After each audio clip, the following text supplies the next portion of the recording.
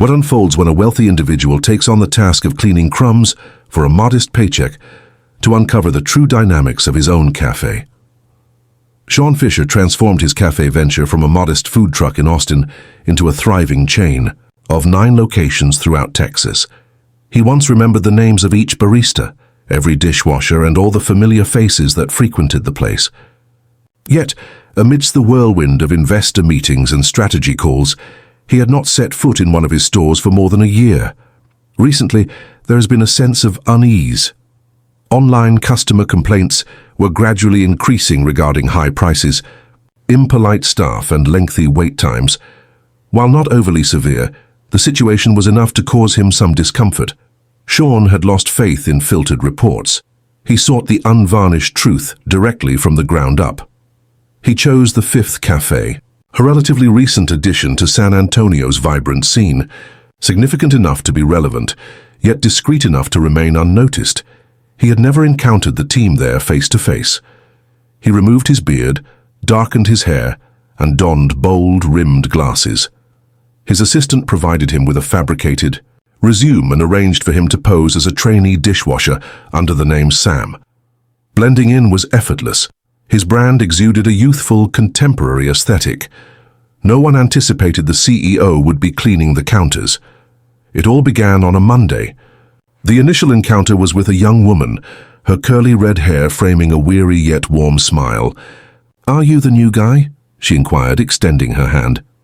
"I'm Amber Ortega, assistant manager, though I often find myself wearing many hats." He shook her hand. "Sam, the inaugural day, quite impressive. You will assist in the kitchen, replenish supplies, and clean the tables. This week we find ourselves 3 team members short." "3?" Sean raised an eyebrow. Amber let out a sigh. "Indeed, one left last week, another is unwell, and our dishwasher has simply ceased to appear. The manager has informed us that there will be no new hires until next month." Sean gave a slow nod. "Understood." The cafe buzzed with activity. Requests poured in. The tables were filled with customers, and there weren't enough hands to attend to them all.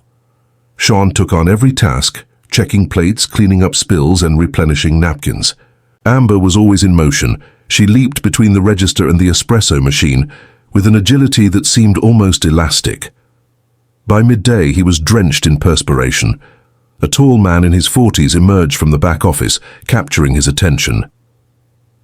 Wearing a collared shirt, holding a clipboard with a Bluetooth earpiece still in place, he cast a fleeting look at the staff before making his way to the register.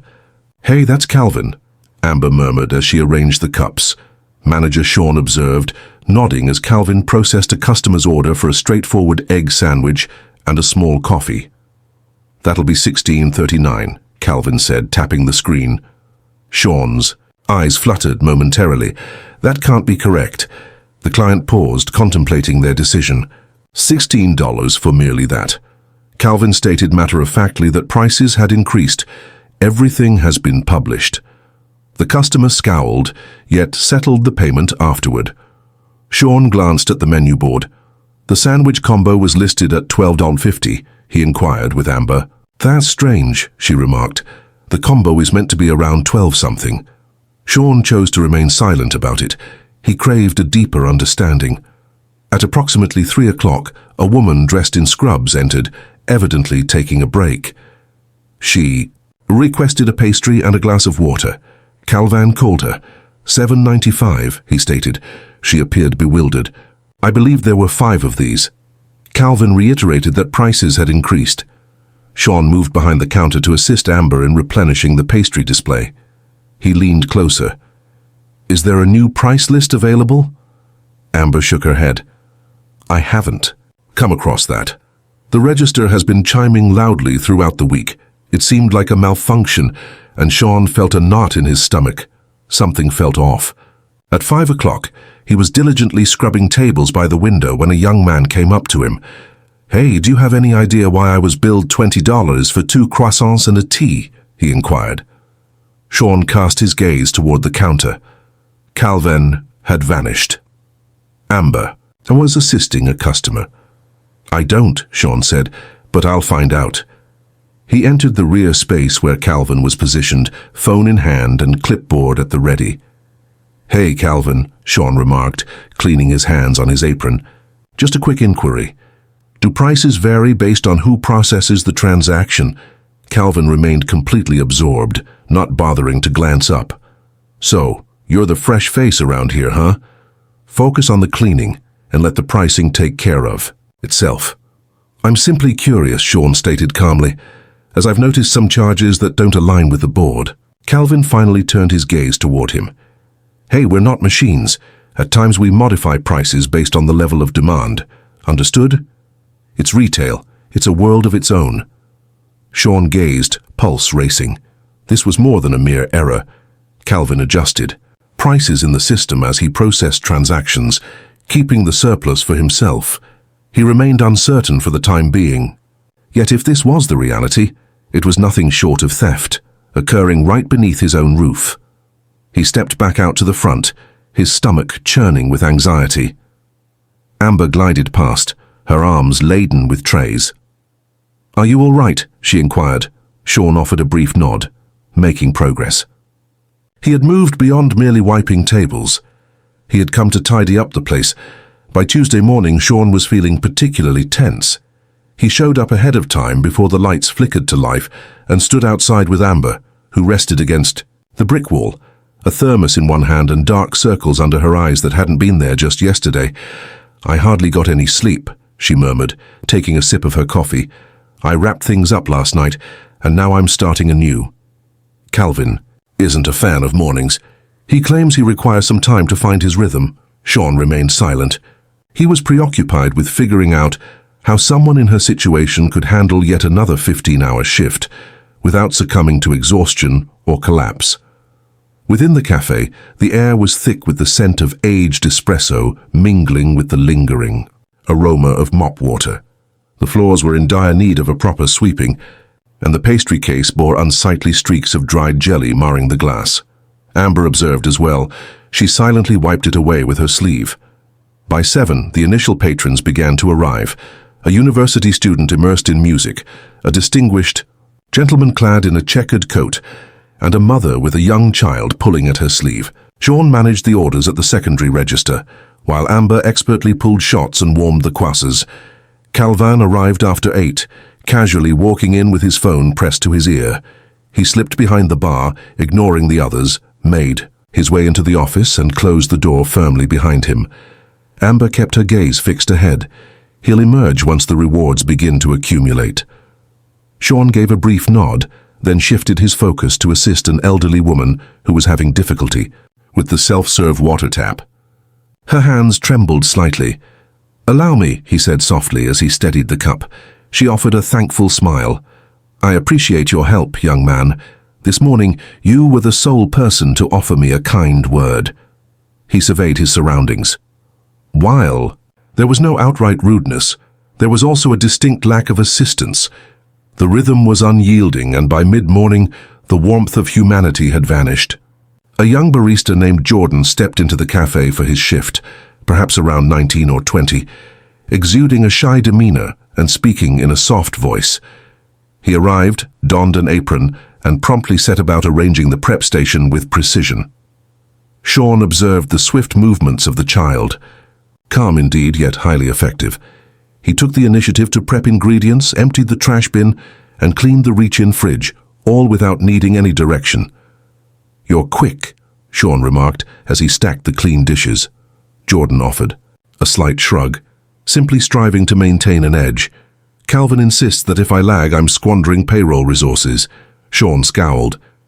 "He mentioned that," Jordan nodded, but didn't provide further details just before the lunch rush. A delivery driver arrived, bringing with them crates filled with fruit, milk, and dry goods. Amber took possession of it, and as she and Sean brought the items inside, she tripped a bit. Sean skillfully intercepted a crate just before it toppled over. "Are you all right?" he inquired. She nodded, yet her breath came in shallow gasps. "I simply haven't had a meal yet." He retrieved a banana from the crate and offered it to her. "Go ahead and eat. I'll take care of these." With a moment of uncertainty, she removed the skin and savored the first bite. While she savored her food, her eyes drifted to the glass wall that framed the view of the sidewalk outside. Have you ever considered what's truly unsettling? This place once held a special place in my heart. I assisted in its opening. We shared meals as a team, curated playlists, and had familiar faces who recognized us. Now it's simply a matter of calculation. Chilly, Sean remained silent. Those words would remain etched in his memory. Noon arrived with the force of a tempest. Students, office workers, and nurses on break poured in, creating a bustling scene. The queue extended almost all the way to the entrance. Calvin stepped forward, grabbed the primary register, and began processing customers. Something felt off. Sean had committed the menu pricing to memory the previous night. As patrons placed their orders, he attentively absorbed their requests. A delightful turkey pesto sandwich accompanied by a refreshing small iced tea. It ought to have been just shy of $13. $16.85, Calvin said with a calm demeanor. Sean remained motionless, his hands clutching the edge of the counter tightly. Yet another order, a delightful muffin paired with a rich latte. The total comes to $11 flat. It ought to have been less than $9, Sean observed intently. Calvin adjusted the prices on the screen with a careful touch, making only slight modifications when he took charge of the register himself. Whenever Amber or Jordan took orders, they aligned perfectly with the menu board. Then came the tipping moment. A determined mother of two took charge. She ordered one kid's grilled cheese and a drip coffee. Sean calculated it mentally, estimating no more than $10. $14.50, Calvin stated. She paused, uncertainty flickering in her eyes. Is there an error? No, Calvin responded. Revised pricing. Attribute it to inflation. Her shoulders tightened. Could I please just have the sandwich then? Calvin remained silent. I've removed the coffee and provided her with the updated total. She settled the bill, her lips pressed tightly together. While she sat there anticipating the meal, one of her children grabbed a napkin and accidentally sent a cup of stir sticks tumbling to the floor. Calvin pivoted sharply and retorted, "Hey, we can't have children causing chaos in this space." Sean entered the scene. It happened by chance. I will take care of it. Calvin cast a piercing gaze at him. Your role doesn't involve overseeing others, like a caretaker. Sean remained unperturbed. I receive compensation for assisting customers. Calvin squinted, his silence speaking volumes. Once the hustle subsided, Sean took a moment to pull Amber aside as Jordan busily cleaned the espresso machine. Has anyone ever raised concerns about Calvin's pricing? He inquired. Amber surveyed her surroundings. It's clear that something isn't right, yet everyone seems hesitant to confront him. He has a close relationship with the regional director. Those who voice their grievances often find themselves with fewer hours the following week. Has anyone from the corporate team ever come by? Not a single time since it opened. We're quite distant from headquarters. Sean allowed the quiet to linger. Shortly thereafter, a figure clad in a grey hoodie entered the room. He appeared bewildered. Amber welcomed him as if they were long lost. Companions, Louis, the man offered a subtle smile as he acknowledged your return. Just dropping by. Overlooked the location. Sean observed Amber as she moved around the counter to embrace him. She gestured towards Sam. Greetings, I am Louis. He was once the one who handled the dishes for us. The finest experience we've encountered. Louis offered a weary nod until I was let go. Sean arched an eyebrow, dismissed. Louis gave a slight nod.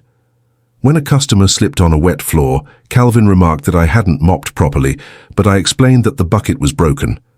I've been requesting a new one for weeks. Sean maintained a calm demeanor. Have they replaced it yet? Louis let out a dry laugh. It was only in my absence that it became clear. Once Louis departed, Sean made his way into the back room. Isolated. He retrieved his phone, launched the internal audit application, and input an employee ID he had committed to memory long ago. Calvin's transaction logs have emerged. Sean continued to scroll. There it was, the manual price overrides all linked to Calvin's register ID, a multitude of them. No feedback from any other staff member.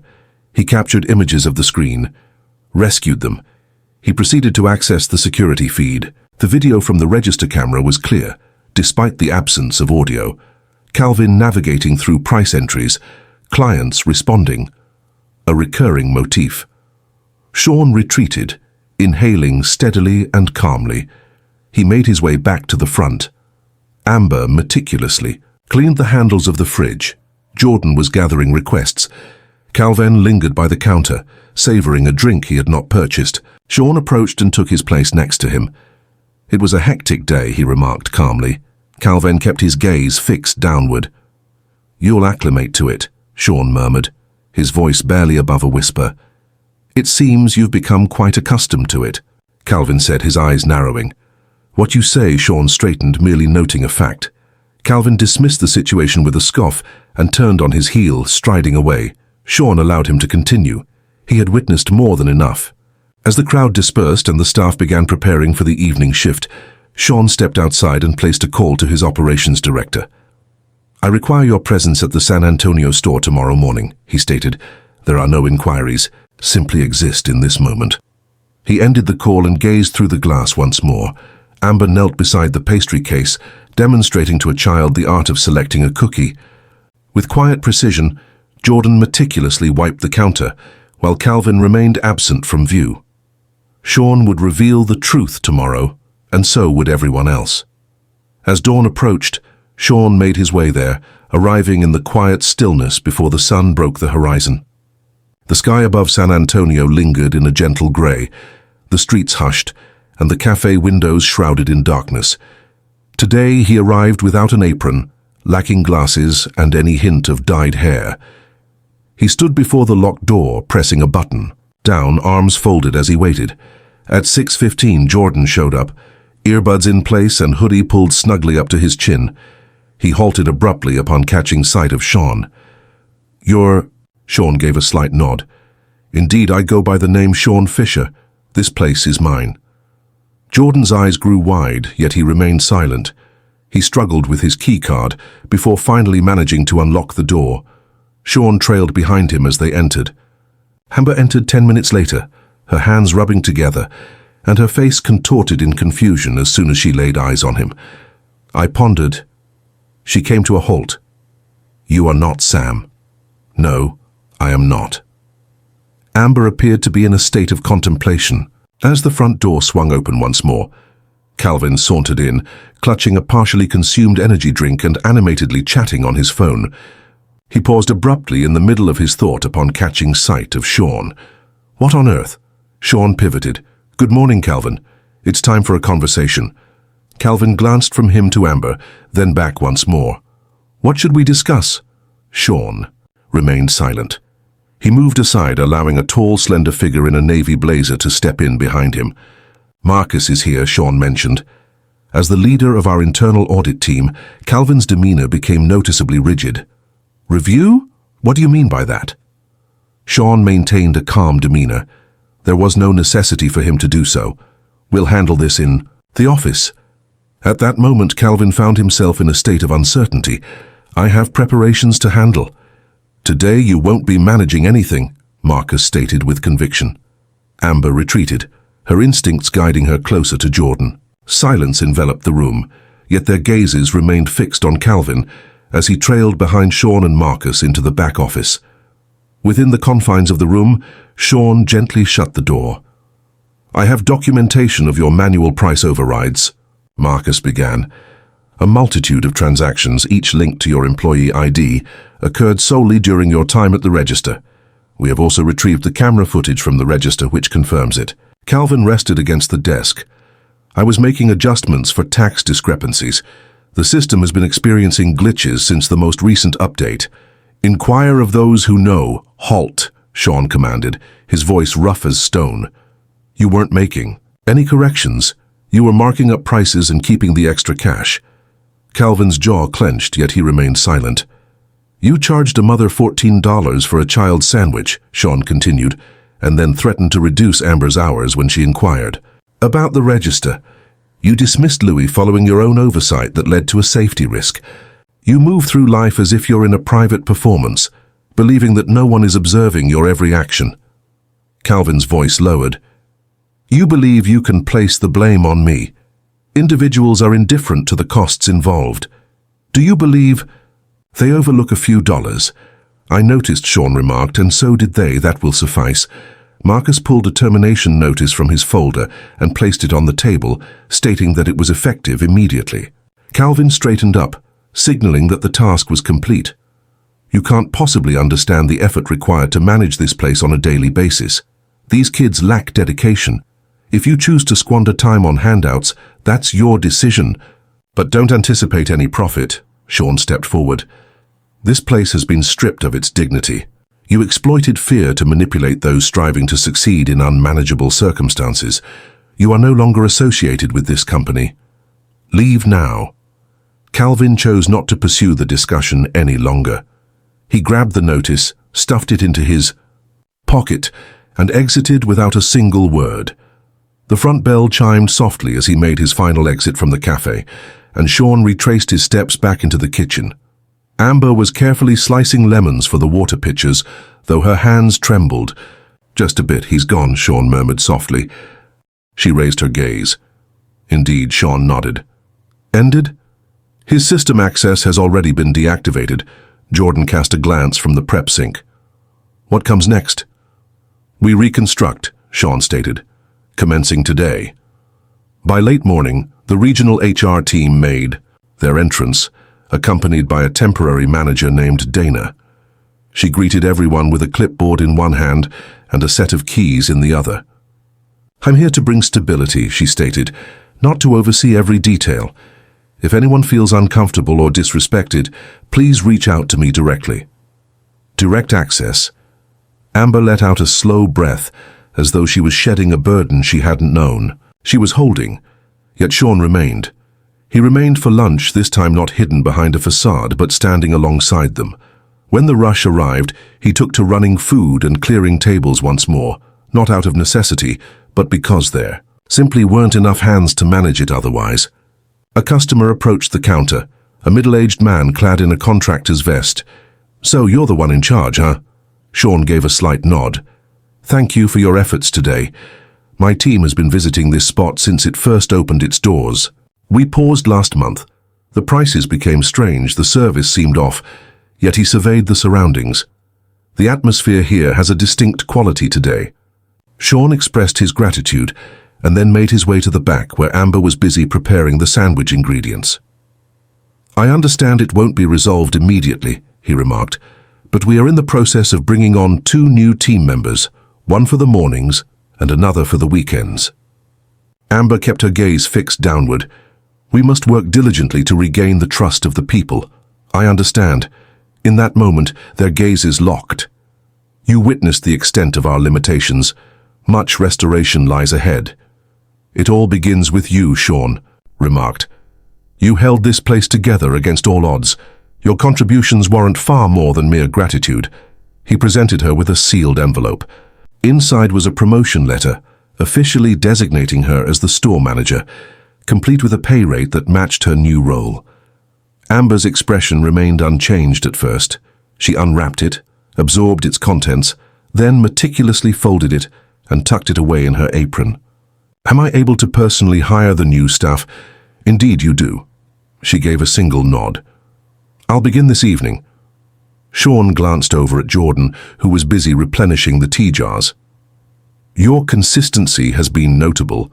Your professionalism shone through. As you took on more than your fair share, all without a hint of complaint. If you're interested, I'd like to transition you to a part-time supervisor role. Jordan's eyes fluttered open. I have yet to take on the role of a supervisor. You've been at it already, Sean remarked. Now you will receive compensation for it. Jordan offered the faintest of nods. Sean understood that he couldn't resolve every issue in a single day, yet there were specific matters he could address.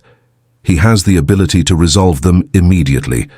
By afternoon, the mood had transformed. No one was hurrying to leave. Everyone remained composed when a question was posed. Amber was engaged in a conversation with a former employee, inquiring whether they would contemplate rejoining the team. Jordan began the process of mentoring a newly hired barista who had transferred from a different location. The customers were unaware of all the specifics, yet there was an undeniable sense that lingered within them.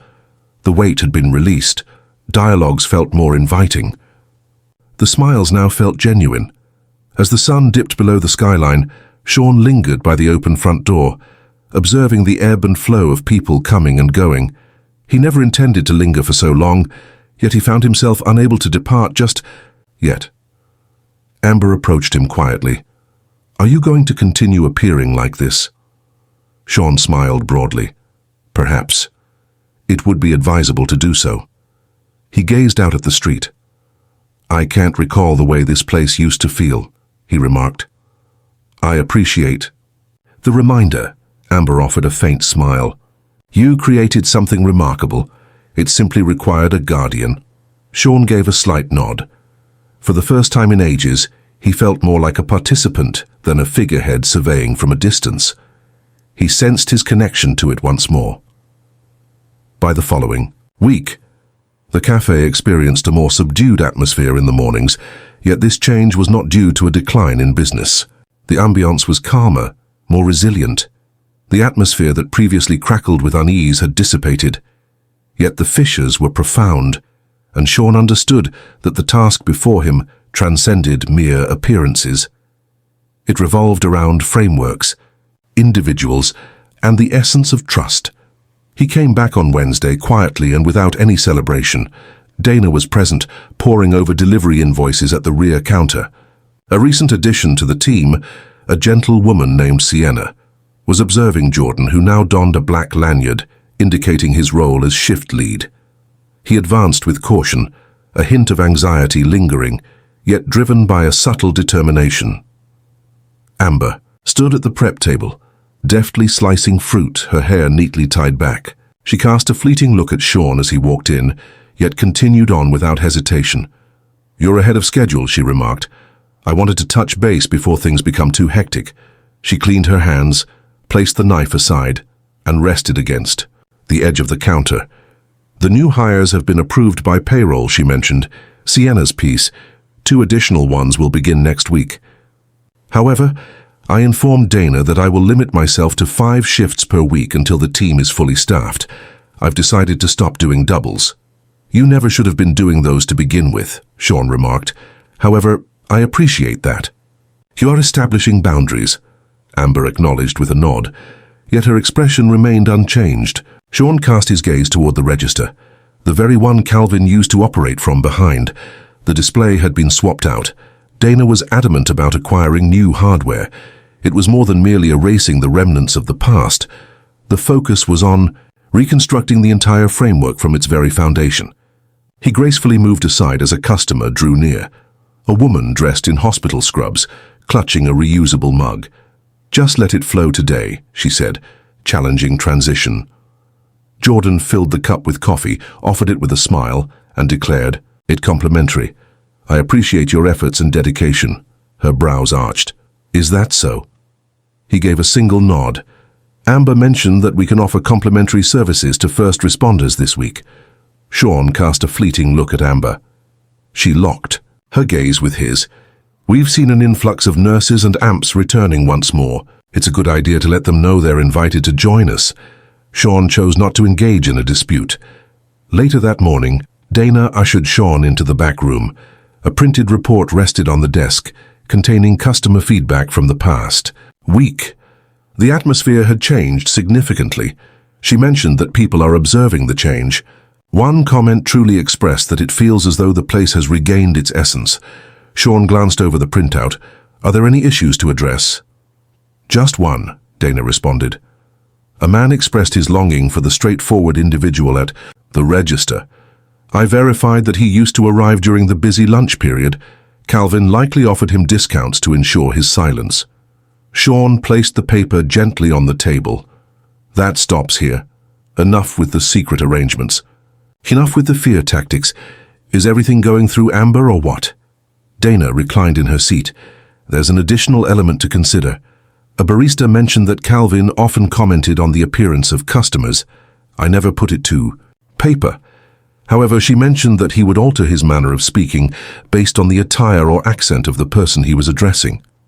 Sean's demeanor shifted to one of gloom.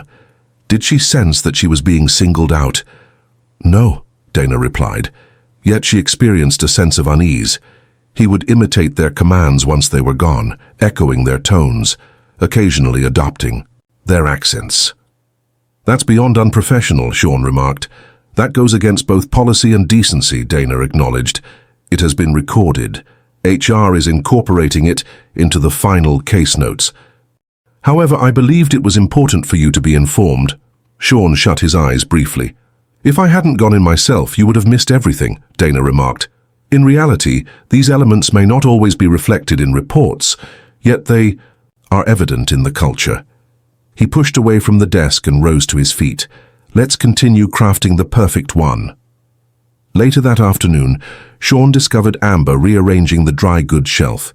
She appeared weary, yet resilient. Her movements now exhibited a calm assurance. "May I pose a question to you?" Sean remarked. She cast a fleeting look over her shoulder. "Absolutely. Have you ever considered managing multiple locations?" Amber paused. He nodded, much like someone in a district position would.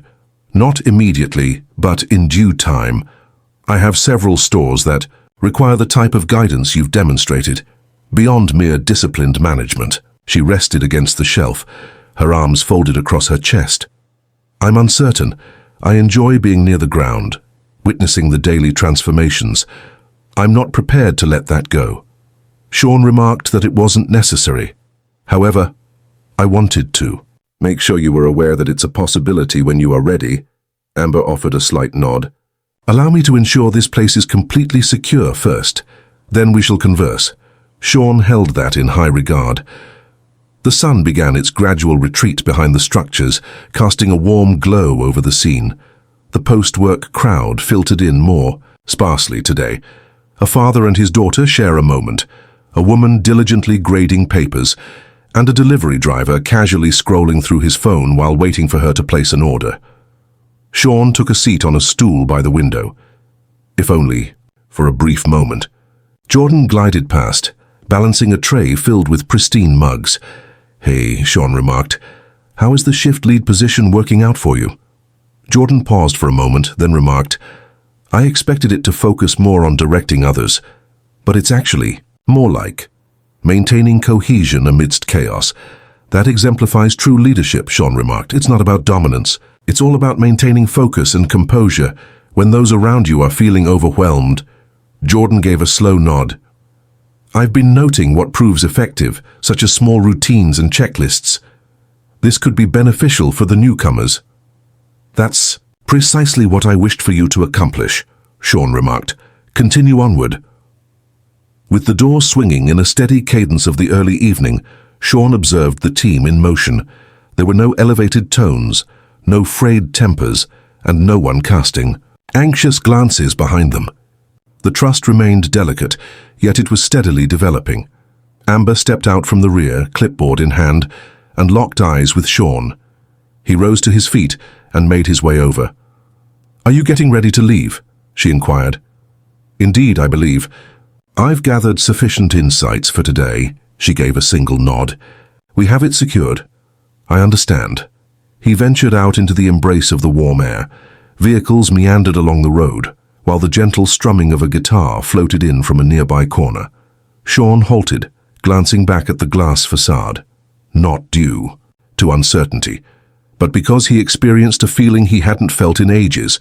Pride not in the brand, not in the profits, but in the people. The appropriate individuals were finally at the helm, and this time they were unmistakably present.